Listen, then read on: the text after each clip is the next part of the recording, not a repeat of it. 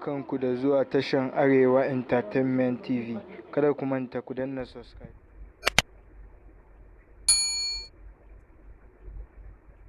A koda yaushe.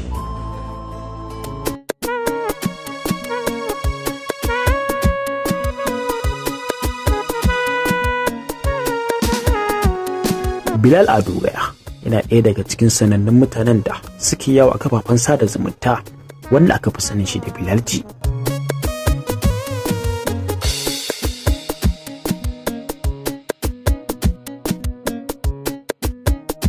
'Yan sanda sun kama shi sakamakon daɗewa da suka suna neman shi saboda a cikin hotunan da yake sawa Instagram da Twitter ya wallafa wani hoto wanda yake sanye da kayan 'yan sanda. Wannan dalilin ne yasa 'yan sandan Najeriya suke neman shi ruwa a jallo.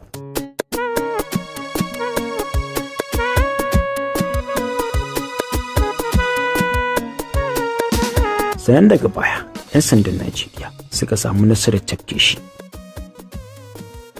yayin da suka mishi wani gajeren bidiyo inda suke ce mishi ya ɗora wannan bidiyon tsawon awa 24 kada ya sake ya goge shi, sannan kuma ya bada haƙuri da kuma dalilin da yasa ya saka wannan kayan da 'yan sanda ya ɗauki hoto da su yake wallafawa a shafinsa na Instagram.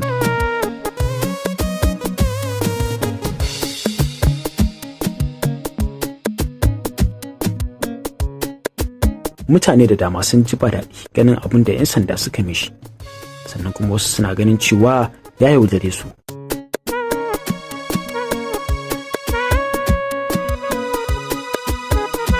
Sannan kuma har yanzu Bilal G a majiyar da muka samu cewa yana nan a tsare a ofis ɗin 'yan sanda. Ga dai gajeren bidiyon abin da 'yan sandan suka yi mishi. Are you Bilal G or not?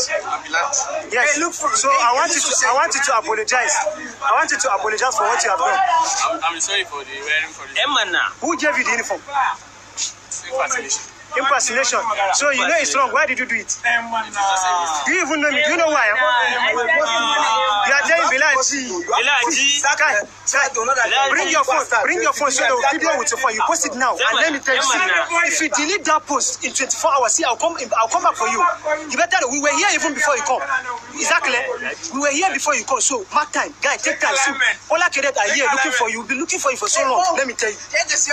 So be careful.